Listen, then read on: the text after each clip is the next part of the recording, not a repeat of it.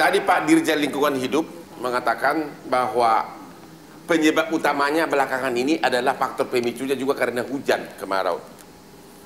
Tolong dijawab singkat di kesimpulan terakhir, apakah hujan itu ada kaitannya dengan Indonesia, Jakarta sekarang ini ranking tertinggi di dunia, terkotor udaranya di dunia? Kalau menyalahkan alam, itu berarti policy makernya nggak pinter. Karena maksud Bapak, kalau nggak pinter. Ya, kalau menyalahkan karena kemarau, menyalahkan hujan, berarti menyalahkan yang di atas kan? Sebentar, nah, kita kan untuk bekerja. Biar nggak salah. Pemicunya, bukan, dia salah, ini salah. Ya? Jadi jangan dipelintir seperti itu. Ya? Kita bicara di ruang yang terbuka bersama dengan Hotman Paris yang terkenal. Ya. Ya. Saya jelaskan tadi, penyebab pencemaran udara di Jakarta, ya, itu dari kendaraan bermotor, ya, dari kegiatan industri, pembangkit listrik tenaga uap ataupun batu bara, maupun kegiatan pembangkit listrik lainnya. Ada di situ peleburan logam, ada pabrik semen, dan juga ada juga stockpile. Ada juga pembakaran lagi. Diperparah oleh sekarang ini, ya, diperparah oleh situasi udara. Ya, ini banyak dinyatakan karena hujan.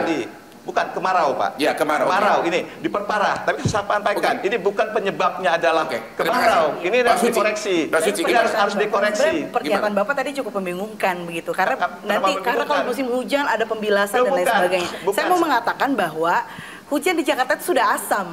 Ya. Artinya ketika musim hujan pun sebenarnya konsentrasi polutannya tinggi kok. Bukan, saya bilang kan kita bicara gitu. sekarang. Jadi maksudnya itu clear dulu Pak, secara ruang publik ini adalah pernyataan bukan Bapak. SOX, NOx penyebab hujan asam. Yang dibicarakan di publik saat ini adalah adanya PM2,5 yang menyebabkan tadi ISPA dan sebagainya. Ini yang saya bicarakan. Jadi kalau kita bicara mengatasi persoalan, kan tahu persoalan dengan detail. Kalau menurut saya Pak Rasio tidak perlu defense begitu. Karena saya tahu Kementerian LH ini Pak, kalau seandainya dia bekerja dengan baik, let's say misalkan ingin mengatasi karena sumber industri ditutup semua industri misalkan, itu hanya menyumbang 26, polusi udara is still there. Menurut saya yang salah adalah koordinasi di pemerintah pusat. KLH saja nggak bisa menyelesaikan masalah. Termasuk juga penjagaan supervisi. Sekarang begini kesimpulan soalnya. Saya mau bilang begini, bahwa salah satu yang dimandatkan atau diperintahkan oleh pengadilan itu adalah supervisi ke 3 daerah. Nah hari ini Jakarta misalnya Pak Wibi, ini untuk salah satunya untuk Anda misalnya. Perda nomor 2 tahun 2005 tentang pengendalian pencemaran udara itu usianya udah 18 tahun Bang. Kemudian juga ada Kepgub nomor 551 tahun 2001 tentang baku mutu udara ambien itu usianya sudah 22 tahun. Tidak pernah diupdate sampai hari ini. Tidak pernah ada revisi sampai hari ini, bahkan pelaksanaannya yang salah siapa? Tentu saja pemerintah yang melaksanakan. Pak Jamin Ginting, kesimpulan Anda? Saya sarankan pemerintah untuk mencabut permohonan kasasinya.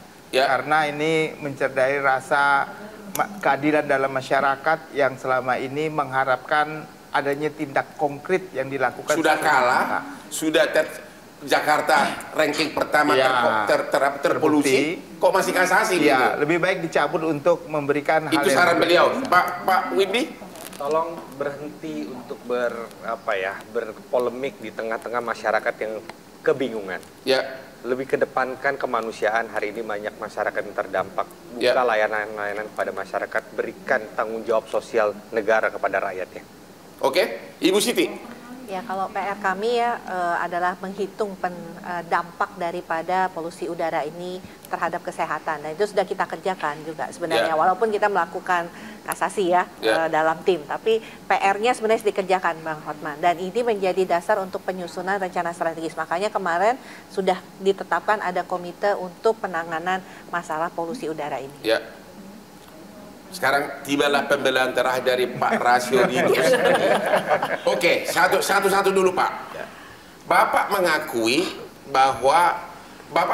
nggak di putusan pengadilan pertama, tiga, kedua bahwa memang apa yang diputuskan itu benar, bahwa memang pemerintah kurang berbuat banyak. Itu dulu. Saya tidak tidak mengakui, tidak membantah, kan tidak membantah. Kalau tidak membantah, kenapa kasasi? Ini kan banyak yang dilakukan. Cuma saya sampaikan, banyak sudah kita lakukan di dalam upaya pengendalian pencemaran udara ini. Oke, kesimpulannya aja deh Pak. Sebentar, saya sampaikan. Kami termasuk beberapa permohonan itu perintah putusan pengadilan untuk memperketat baku mutu kita lakukan untuk ambien.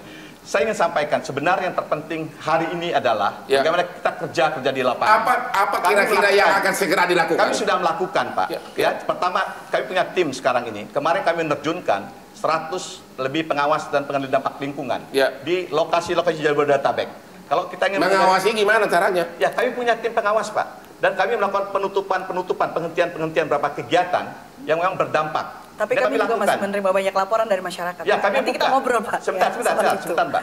Kami lakukan, ya, kami melakukan ini. Sekarang ada tim kami. Hari tadi kami sampaikan ada 4 lokasi kami tutup.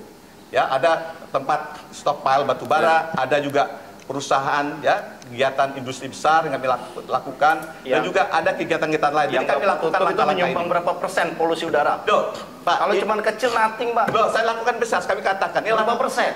Loh, Pak, kita bisa hitung persentase. Yang kan hanya bilang 4. Bukan, itu too late. Enggak, Pak. Silakan. Kalau kami kan kerja, Bapak kan bicara. Sebentar, Pak, saya ingin sampaikan ini, ya. Banyak langkah-langkah sudah dilakukan sekarang. Kami menugaskan banyak tim bekerja di lapangan. Jumat juga kami akan mengumpulkan pemerintah daerah di wilayah Jabodetabek. Kita harus melakukan bersama-sama langkah-langkah ini. Baik itu dari Jakarta, Bogor, Bekasi, Tangerang, ya, Depok, kita lakukan pembahasan bersama-sama untuk membuat langkah-langkah ini. Ya, termasuk juga kita mengajak peran serta masyarakat lainnya. Untuk keterlibatan masyarakat, kami buka, ya, ruang-ruang untuk pengaduan. Kami punya pos pengaduan, kami punya sistem bekerja saat ini.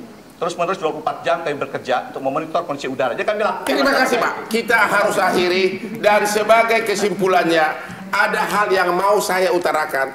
Sebagai pengacara yang sudah melanglang buana puluhan tahun di tingkat dunia, salah satu kelemahan sistem hukum di Indonesia adalah banyak putusan perdata, putusan tun yang tidak dilaksanakan oleh oknum pejabat daerah. Karena apa? Karena di Indonesia tidak mengenal istilahnya contempt of court. Yaitu kalau di Singapura ataupun di Inggris, di mana-mana, kalau putusan tidak dilaksanakan ada sanksinya, bahkan ada sanksi pidananya. Di Indonesia, putusan pengadilan perdata dan tun akan dihormati baik oleh pejabat maupun pemerintah maupun swasta kalau ada sanksinya. Seperti tadi dalam contoh putusan tadi, saya sudah baca putusannya, menghukum, menyatakan pemerintah melakukan perbuatan pelanggaran hukum, tapi nggak ada sanksinya. Artinya kalau nggak dilaksanakan pun nggak apa-apa. Jadi kepada para DPR agar segera dibuat undang-undang contempt of court. Saya tidak tertarik untuk jadi Menteri Hukum dan HAM. Tapi memang itu sangat perlu. Karena apa? Saya 40 tahun jadi pengacara internasional. Demikianlah akhir dari diskusi kita malam ini.